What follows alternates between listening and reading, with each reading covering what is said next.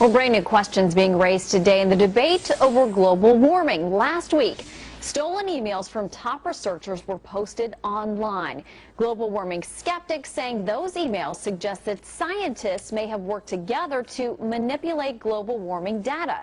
Defenders say those emails are being used out of context. With both sides now, we start with Chris Horner, a senior fellow at the Competitive Enterprise Institute, also the author of Red Hot Lies, How Global Warming Alarmists Use Threats, Fraud, and Deception to Keep You Misinformed.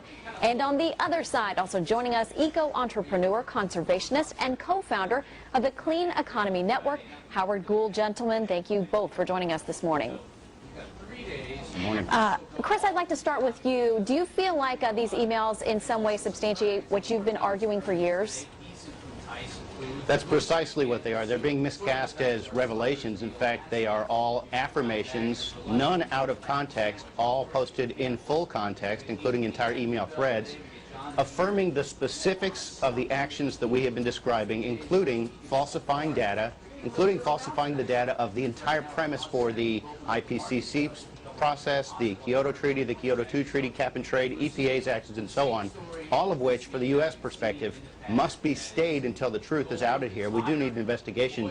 If this is only possibly being taken out of context and there is some discretion over what they might mean, in fact, they are affirming everything a lot of people, including many, many scientists, including some in the refereed literature, have been making quite clear for years is going on. Well, Howard, let me give you a chance to respond there. Do you feel like these are being taken out of context? Do you feel like there has been a good debate about global warming with skeptics also welcome to the table? What's your take? Yeah, I mean, I definitely think that we've discussed this issue ad nauseum now, and it is pretty much understood that global warming is anthropogenic or man-made, and there are a few people out there that are still holdouts out there, and it's very, kind of ironic that they come out with this now, right before the Copenhagen meetings next month. And, I think it's trying to affect something or affect some sort of progress that may be made at that meeting next month. Well, Howard, some of these emails go back to 1996, and the folks who are upset about how this has turned out say that's just the attitude they're worried about, the fact that anybody who is a skeptic or takes issue with the global warming community is sort of sidelined and said, well, there's only a few people who believe this, and they say they've been shut out of being able to publish articles and take things to various conferences, those kinds of things. Are you saying, it's a smaller group that's being represented, or it's just not true? I'm saying it's probably a very, very small group of scientists relative to those that are saying that it is actually occurring.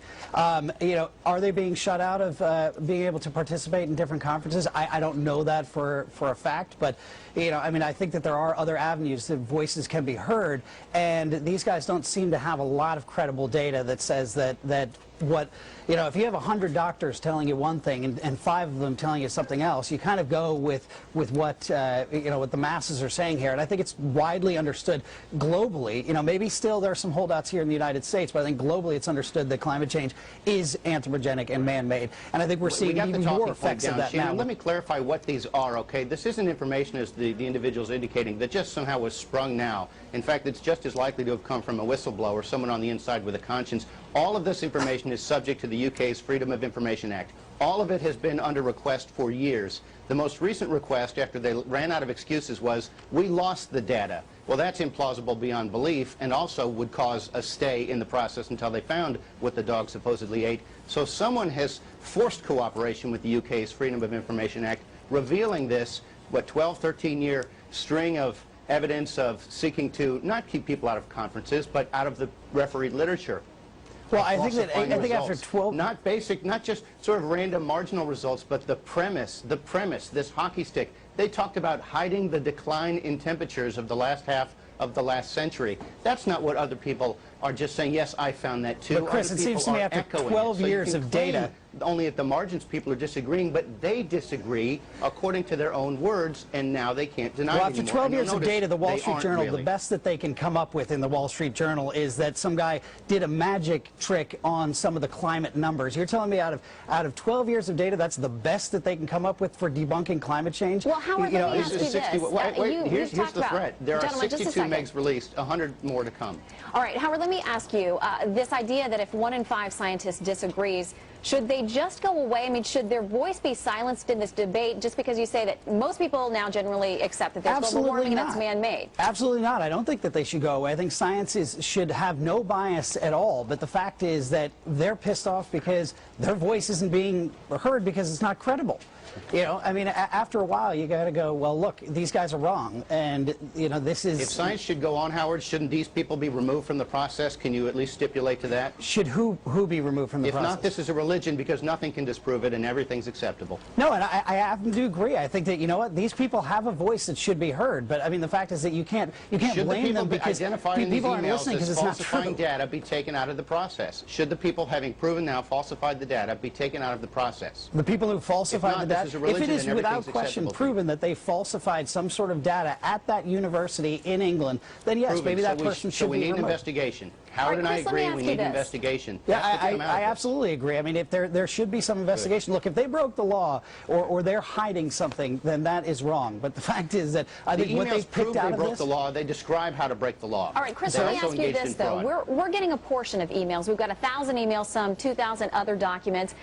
People are claiming they're out of context. There may be a lot of other emails that we don't know about. Any chance that there is something to exonerate some of the folks here? And what do you make of the charge that this is questionable timing?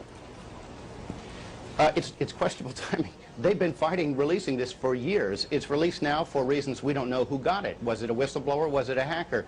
This is called a random sample, 62 megs out of 165 megs, so of course more is coming. You also have data, you have codes, we're still going through it, but the bottom line is, Shannon, would we have heard the defense if a real one existed? Yes, we would have heard it by now, and instead what we have seen are claims that, well, using the word trick is actually a very common application in science, although this is the first we've ever heard of it, and hiding the decline is just really describing something else. The plain meaning is described as the implausible, and the implausible is described as the reasonable meaning.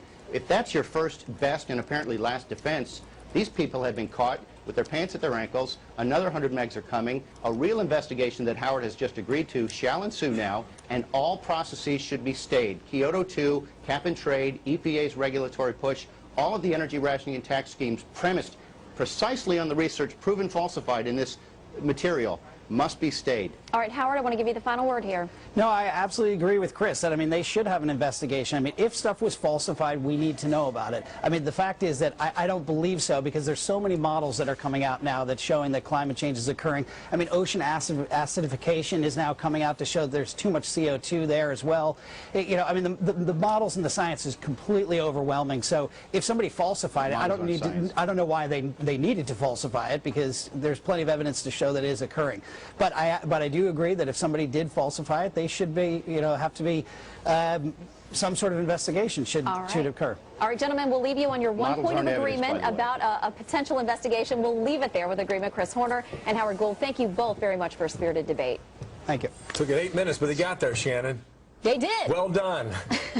Bream. Hey, listen, they generated some heat of their own. Whether or not you believe in global warming, they did. We liked it. 22 minutes before the hour now, we have worrisome new developments with the H1N1 virus. Tamiflu is said to be your best defense, your best last defense. Now we're hearing about a drug-resistant strain. Our Fox News Medical A team on what to believe and what to ignore in only 3 minutes.